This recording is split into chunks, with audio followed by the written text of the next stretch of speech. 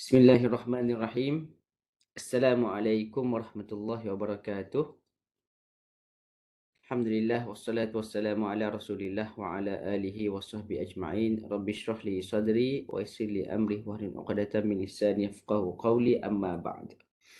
Alhamdulillah, terima kasih kepada semua yang hadir pada malam ini. Okey. Jadi pada malam ni insya-Allah perbahasan tentang tajuk Quran ni pada safhah ke-60, muka surat yang ke-60. Bagi yang ada buku boleh buka pada muka surat yang ke-60. Bagi yang tak ada buku, tak bawa, boleh tengok di hadapan sahaja. Tidak ada masalah. Okey, baik. Jadi pada malam ini kita akan sambung perbahasan dalam mat. Mat ialah panjang. Pada topik yang sebelumnya, kita dah bicarakan tentang definisi kepada mat. Apakah definisi kepada panjang? Apakah definisi kepada pendek?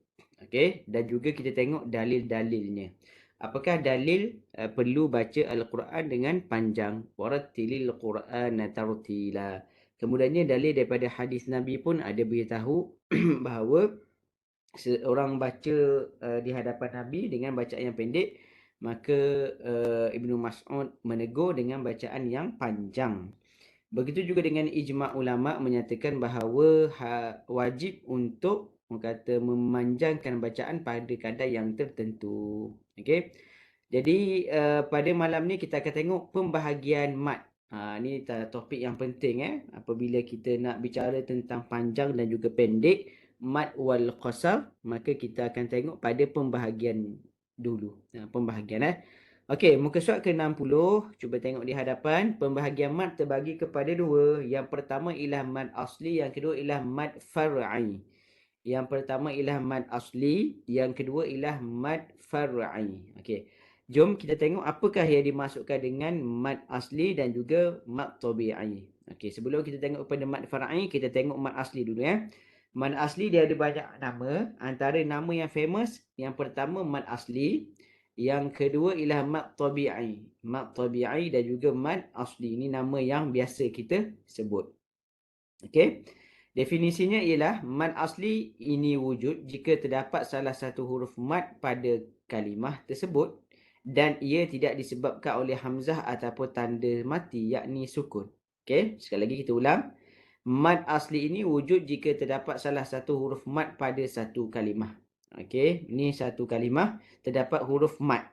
Okey, dan ia tidak disebabkan oleh hamzah, tidak ada huruf hamzah ataupun tidak ada tanda mati, sukun.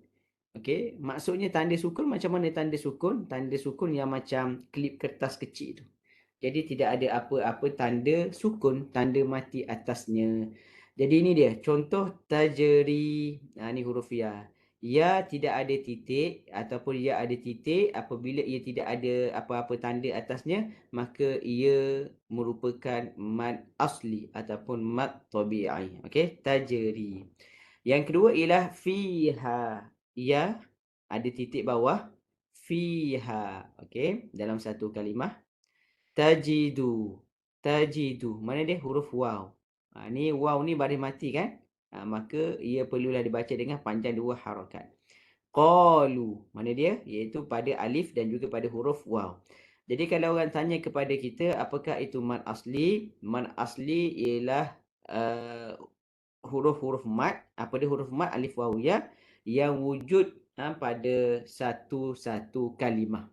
Maksudnya kalau ada alif yang mati, okey, fiha, ataupun ya yang mati, tajri, ataupun waw yang mati. Okey, ini dia waw yang mati. Maka secara automatik dia merupakan mat asli.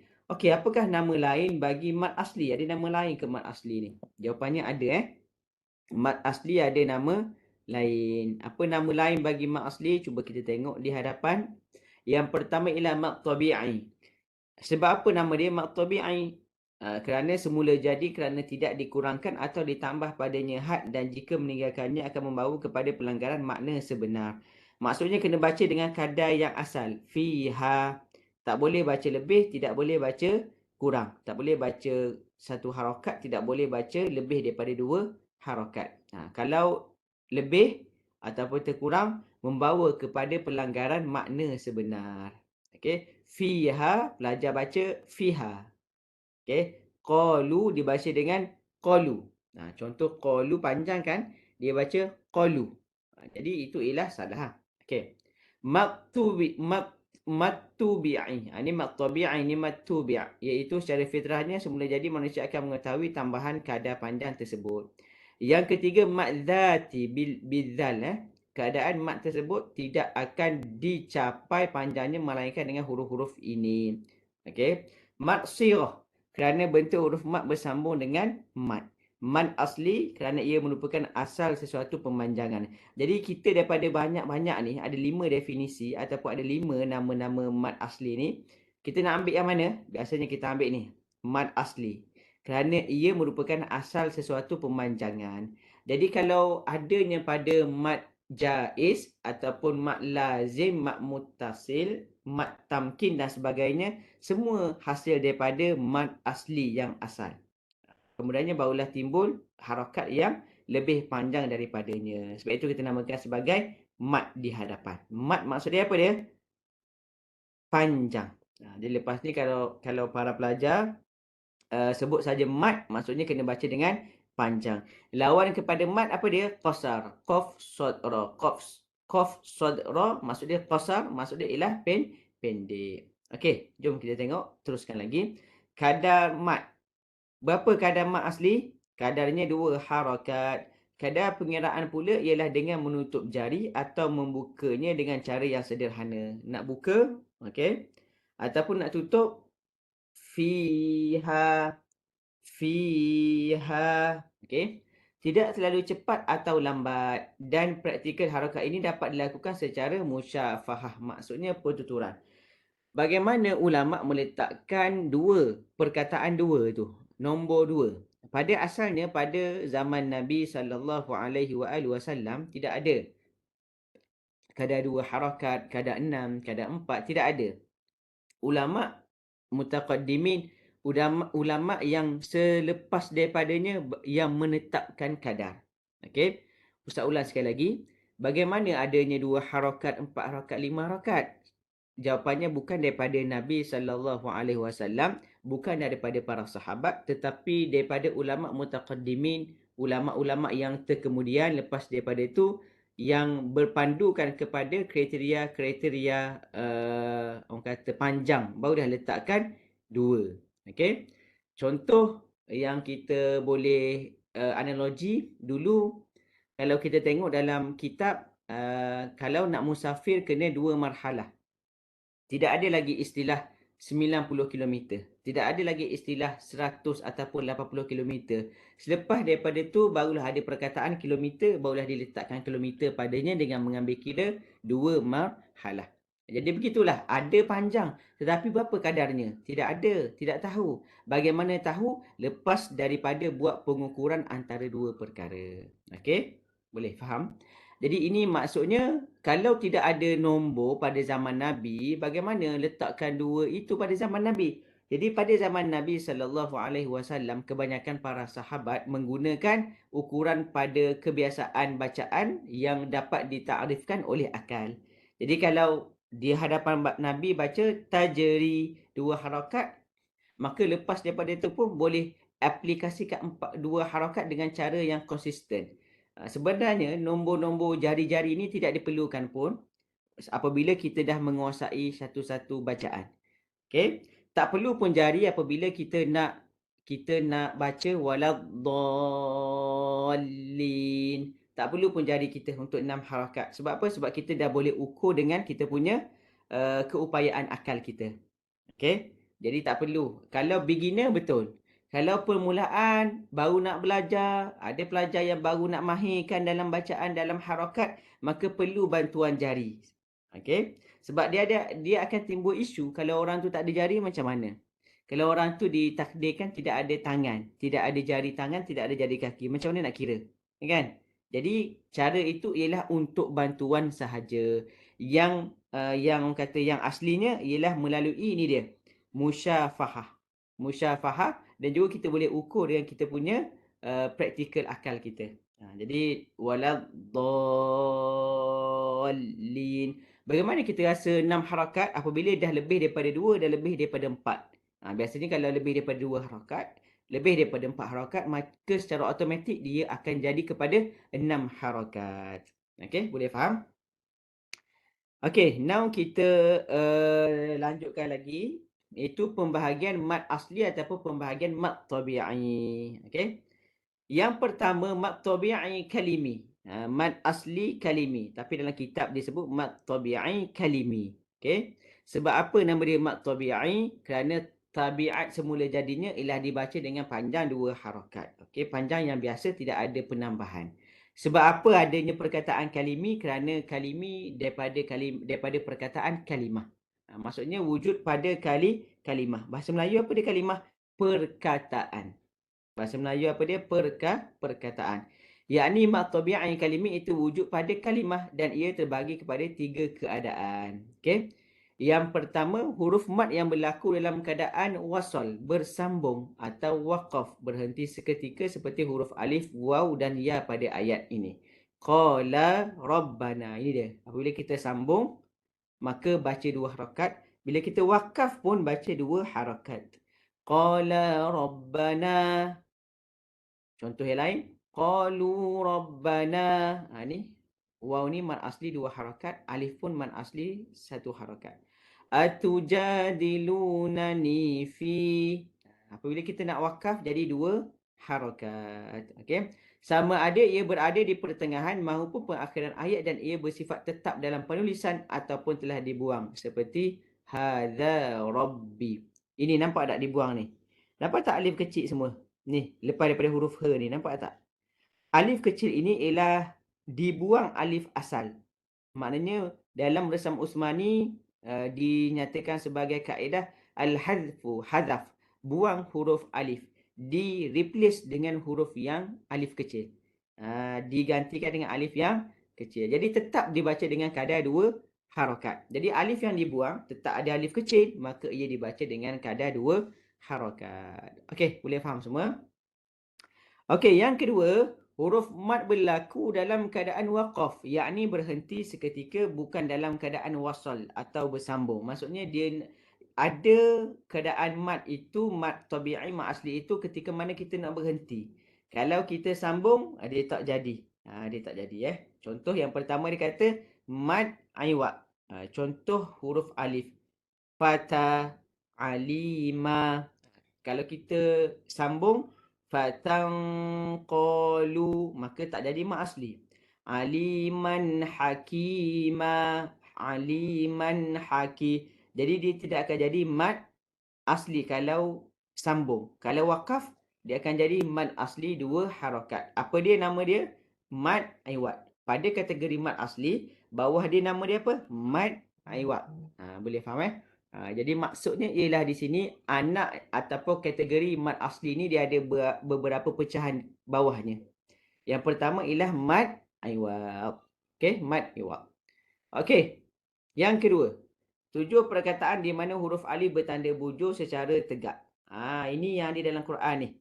Cuba tengok. Qawarira, salasila, sabila, ar-rasula, al-dhununa, lakinna, ana, qawarira. Okey. Dan kalimah qawarira yang kedua dalam soal insya ini pula tidak menyebut sebutan huruf alif pada pengakhiran walaupun ia dalam keadaan wasal maupun waqaf berhenti. Huruf alif yang ditunjukkan di atas tertulis dalam Al-Quran dengan meletakkan simbol bujur secara tegak seperti ana. Untuk diisyaratkan kepada hukumnya itu membuangnya jika ingin menyambung bacaan dan kekal sebutannya jika ingin berhenti. Kalau kita nak sambung bacaan maka hilang mad asli. Ni 7 perkataan ni 1, 2, 3, 4, 5, 6, 7. Qawarira ada 2 dalam surah Al-Insan. Jadi para pelajar, apabila jumpa 7 perkataan ini, maka perlu dibaca dengan mad asli sekiranya wakaf. Okey. Qawarira 2 harakat.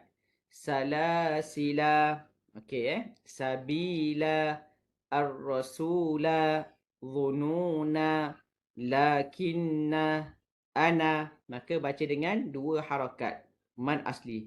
Kalau nama atas ni nombor satu mad iwad, kalau yang kedua ni mad asli.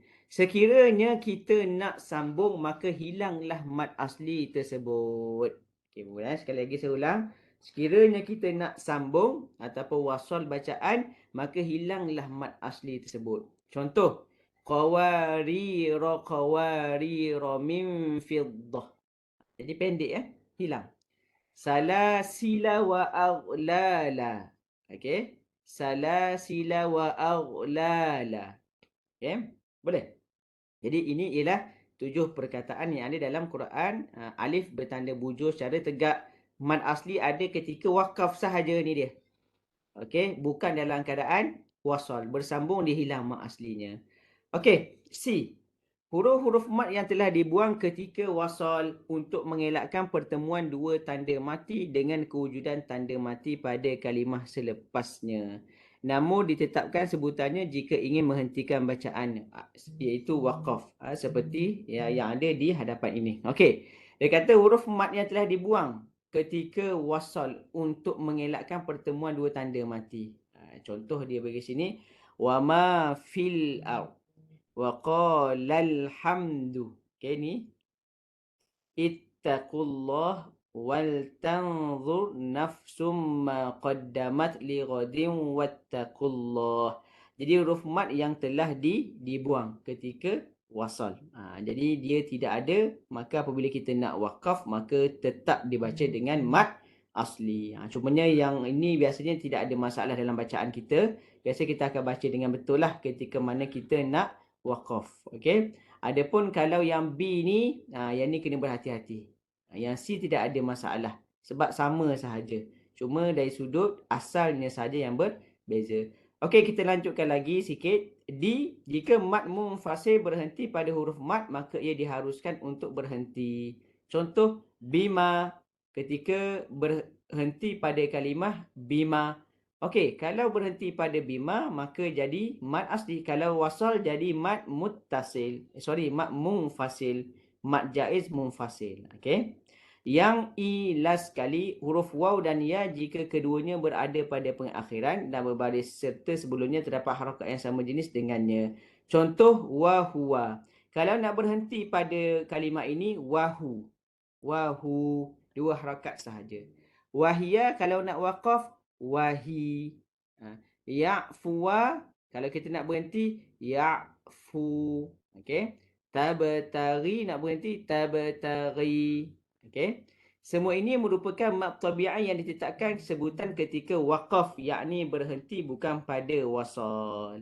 Okey, jadi pada malam ni kita belajar semua yang ada A, B, C, D ni ialah semua yang ada mad asli ketika wakaf, bukannya ketika wasal. Kalau wasal hilang hukum mad aslinya.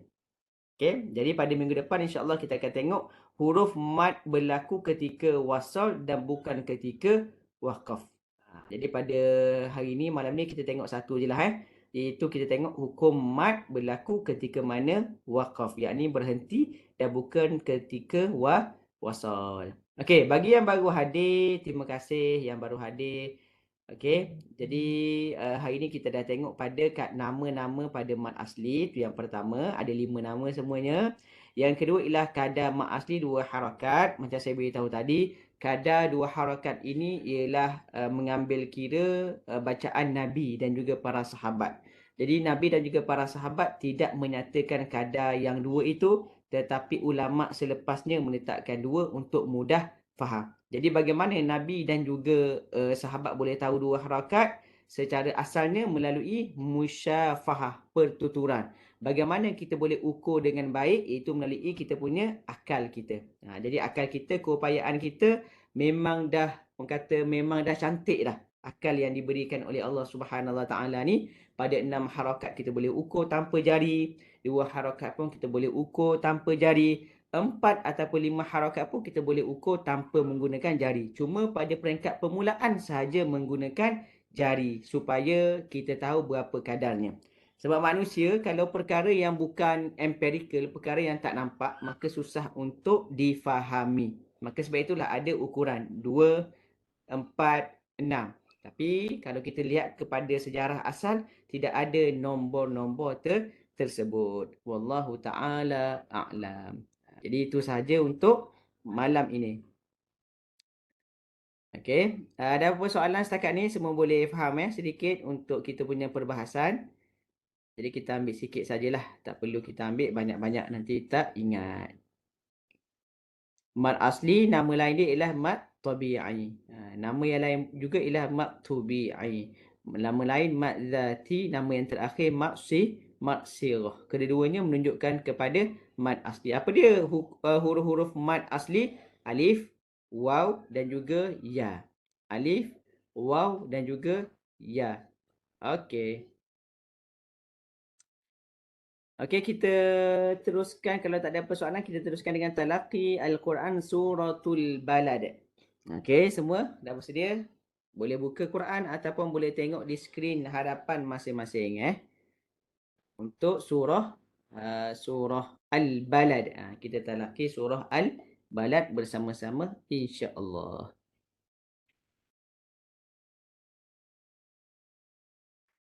Okey. Jadi macam biasa, Ustaz baca, yang lain boleh ikut di tempat masing-masing insya-Allah. أعوذ بالله من الشيطان الرجيم.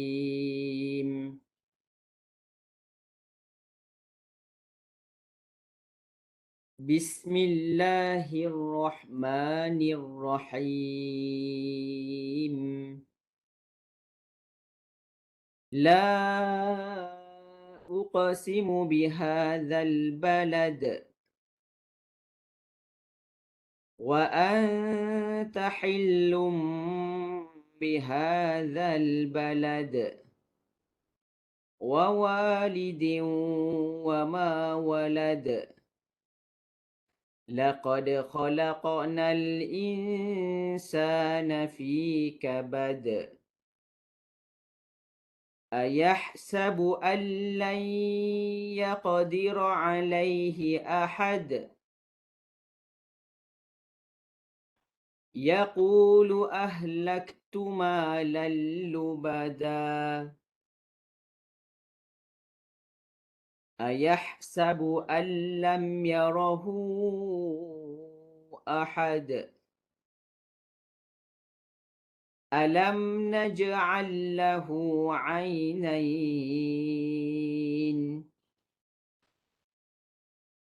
ولسانا وشفتين وهديناه النجدين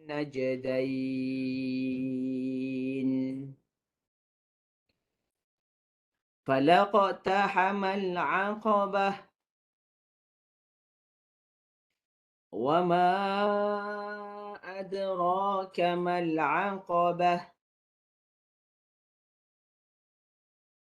فك رقبة أو إطعام في يوم ذي مسغبة يتيما ذا مقربة أو مسكينا ذا متربة ثم كان من الذين آمنوا وتواصوا بالصبر وتواصوا بالمرحمة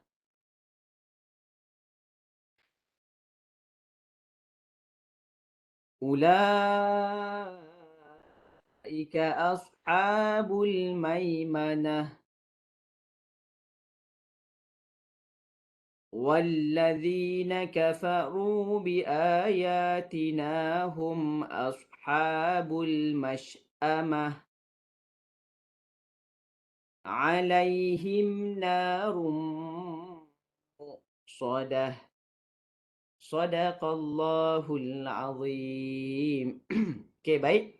Jadi ini ialah suratul balad. Jadi bacaannya bacaan yang orang kata pendek-pendek sahaja. Suratul Makkiyah. Ada 20 ayat.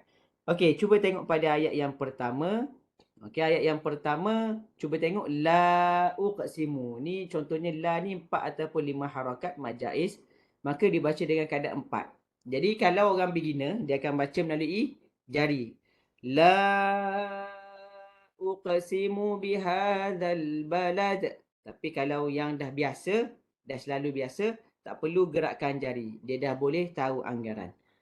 La uqsimu bihadzal balad. Okey, boleh semua? Okey. Jadi untuk bacaan ni surah Al-Balad rasanya bacaan yang biasa, bacaan yang tidak susah. Okey. Ada yang nak siapa-siapa yang nak baca ke di sini?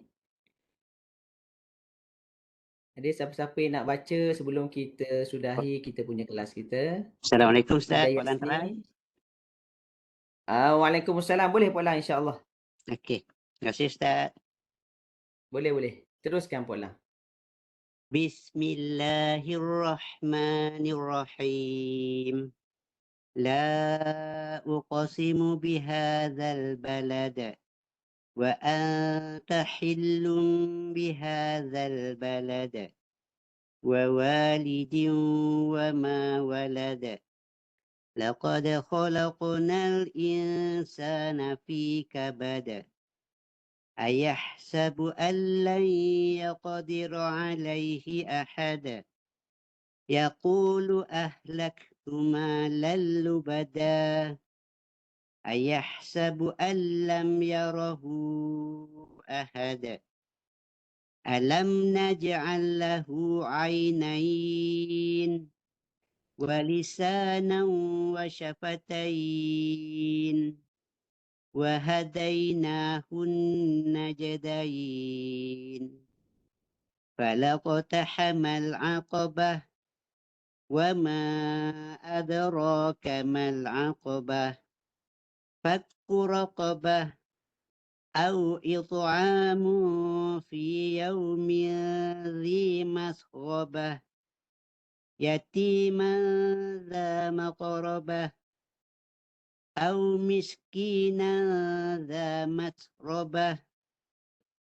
ثم كان من الذين آمنوا وتواصوا بالصبر وتواصوا بالمرحمة أولئك أصحاب الميمنة والذين كفروا بآياتنا هم أصحاب المشأمة عليهم نار مؤصدة صدق الله العظيم. Sadaqallahul azim. Terima kasih Ustaz. Alhamdulillah, fatahallahu alaik. Puan Lang bacaan yang baik dan juga lancar. Jelas sebutan yang dengung panjang, makhraj sifat, waqaf ibtida. Alhamdulillah. Fatahallahu alaik. Okey, terima kasih semua yang hadir pada malam ni. Itu sahaja untuk pengajian kita, pembelajaran tentang tajwid berringkas. Okey, berkaitan dengan mat dan juga talaqi surah Al-Balad. InsyaAllah kita akan bertemu pada sesi akan datang pula. Aku qouli hadza wa astaghfirullahal azim li wa lakum. Assalamualaikum warahmatullahi wabarakatuh. Waalaikumsalam warahmatullahi wabarakatuh. Terima kasih Ustaz. Waalaikumsalam. Terima kasih Ustaz. Sama-sama, jumpa lagi insya-Allah.